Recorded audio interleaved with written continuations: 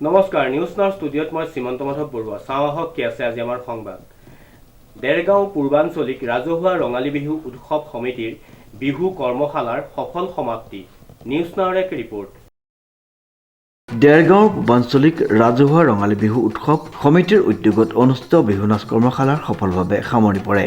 উল্লেখযোগ্য যে গোলাঘাট জিলাৰ দেৰগাঁও বিধানসভা সমষ্টিৰ অন্তৰ্গত দেৰগাঁও খঙিয়াৰ বৰুৱা বামুণগাঁও গাঁও পঞ্চায়ত কাৰ্যালয়ৰ প্ৰাংগণত গত 15 মাৰ্চ তাৰিখৰ পৰা দেৰগাঁৱৰ পূৰ্বাঞ্চলিক ৰাজহুৱা ৰঙালী বিহু উৎসৱ সমিতিৰ উদ্যোগত এখনি বিহু কৰ্মশালাৰ 15 দিনীয়া কাৰ্যসূচীৰে অনুষ্ঠিত হৈ সফলভাৱে সমাপ্তি হয়। সংস্কৃতি আৰু পৰম্পৰাসমূহৰ লগতে এটা জাতিৰ পৰিচয় নিহিত হৈ থাকে আৰু বিশেষকৈ বিহুৰ দৰে যি সংস্কৃতি তাত বহুকেইটা পৰিৱেশ্য কলা থাকে।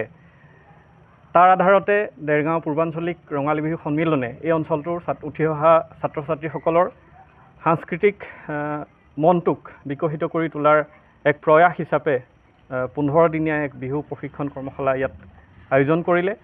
এই অঞ্চলটোৰ যথেষ্ট সংখ্যক শিশু কিশোৰ আৰু চেমনীয়া আমি দেখা পাইছোঁ যে অতি উৎসাহেৰে এই কৰ্মশালাত ভাগ ল'লে আৰু প্ৰথম দিনা কঁকালটো ভাঙিব নজনা কণমানিজনীয়েও আজি শেষৰ দিনাৰ যি সামৰণি অনুষ্ঠানত অতি সুন্দৰভাৱে আমাক এই বিহু নৃত্য পৰিৱেশন কৰি আমাক আনন্দিত কৰিছে, আপ্লুত কৰিছে।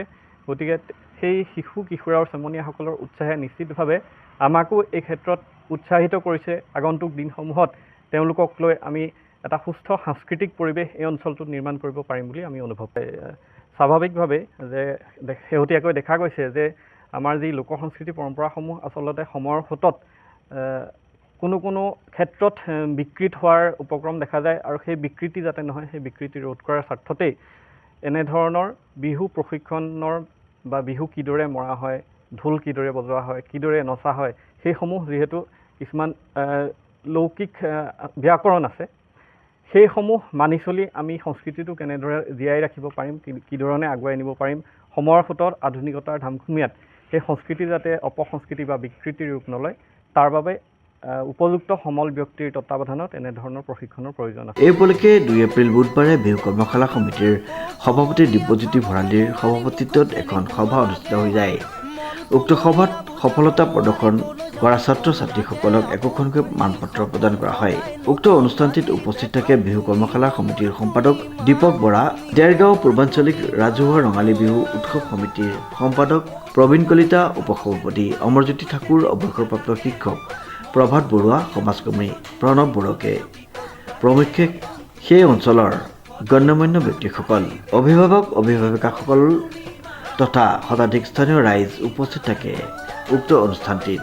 ইতিমধ্যে অষ্টম বাৰ্ষিক ৰঙালী বিহু উৎসৱ উদযাপন কৰিবলৈ আগবঢ়া দেৰগাঁৱৰ পূৰ্বাঞ্চলিক ৰাজহুৱা ৰঙালী বিহু উৎসৱ সমিতিয়ে বিগত বৰ্ষবোৰৰ দৰে এই বৰ্ষতো 10 আৰু 11 মে' শনি আৰু দেওবাৰে দুদিনীয়া কাৰ্যসূচীৰে দেৰগাঁও খঙিয়াত অৱস্থিত পূৰ্বাঞ্চলিক শান্তি মিলন নাট্য মন্দিৰত বিহু সন্মিলনৰ আয়োজন কৰিছে। সকলো প্ৰতিযোগীক বিহুৰ বিভিন্ন প্ৰতিযোগিতাত অংশগ্ৰহণ কৰিবলৈ আৰু দেৰগাঁওবাসী ৰাইজ তথা সকলো ব্যক্তিকে বিহু সন্মিলনভাগিত উপস্থিত থাকি দিয়া পৰামৰ্শ সহায় সহযোগিতা আগবঢ়াই অনুষ্ঠানটি সাফল্যমণ্ডিত কৰিবলৈ আহ্বান জনাইছে বিহু সমিতিৰ উদ্যোক্তাসকলে। অষ্টম বাৰ্ষিক দেৰগাঁও পূৰ্বাঞ্চলিক ৰাজহুৱা ৰঙালী বিহু উৎসৱ উদযাপন সমিতিৰ উদ্যোগত আমি 15 দিনীয়া বিহু কৰ্মশালা আয়োজন কৰা হৈছিল। 15 মাৰ্চৰ পৰা 29 মাৰ্চলৈ আমি 15 দিনীয়া কৰ্মশালা আমি আয়োজন কৰিছিলোঁ। আজি আমাৰ সামৰণি অনুষ্ঠান। এই সামৰণি অনুষ্ঠান ভাগত আমি সকলোকে যিসকল ছাত্ৰ ছাত্ৰীয়ে বিহু কৰ্মশালাত অংশগ্ৰহণ কৰিলে তেখেতসকলক আমি সকলোকে আমি একোখনকৈ প্ৰশংসাপত্ৰ বিতৰণ কৰা হ'ল আৰু আমাৰ আমাৰ অষ্টম বাৰ্ষিক যদিও কিন্তু আমি 2018 চনতে আমাৰ এই বিহুভাগ প্ৰতিষ্ঠা হৈছিল। ক'ভিডৰ কাৰণে আমি 2টা বছৰ আমি বিহু কৰ্মশালা আমি আয়োজন কৰিব নোৱাৰিলোঁ। পৰৱৰ্তী কালছোৱাত আমি বিহু কৰ্মশালা আমি পাতি আহিছোঁ। এইবাৰ আমাৰ অষ্টম বাৰ্ষিক আমি আশা কৰিছোঁ যে আমাৰ যি বিহু আমি উদযাপন কৰিম অহা ব'হাগৰ 26 আৰু 27 ব'হাগ, ইংৰাজী 10 আৰু 11 মে'ত যি দুদিনীয়া কাৰ্যসূচী আমি যি বিহু আয়োজন কৰিছোঁ তাত আমাৰ 10টা প্ৰতিযোগিতা আমি অনুষ্ঠিত কৰাৰ এটা সিদ্ধান্ত গ্ৰহণ কৰিছোঁ।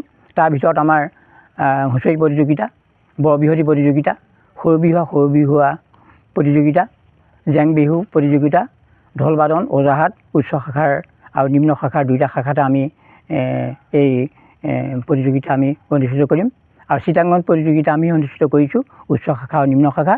আৰু লগতে 10 মে' দেওবাৰে দিনৰ 11 বজাৰ পৰা আমি সৃষ্টিশীল নৃত্য প্ৰতিযোগিতা আমি আয়োজন কৰিছোঁ উচ্চ শাখা আৰু নিম্ন শাখা।